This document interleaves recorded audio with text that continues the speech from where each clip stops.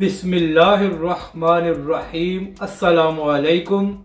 आप देख रहे हैं यूट्यूब चैनल आम सी बातें।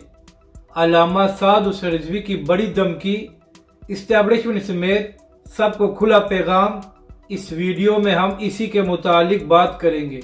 नाज़रीन कराम, अल्लामा साद हुसैन रिजवी का एक बयान सामने आया है जिसमें अल्लामा साहब ने कहा है कि कुछ हमारे अपने भी हमारे मुखालफिन के साथ मिल गए हैं और हमारे खिलाफ साजिशें की जा रही हैं।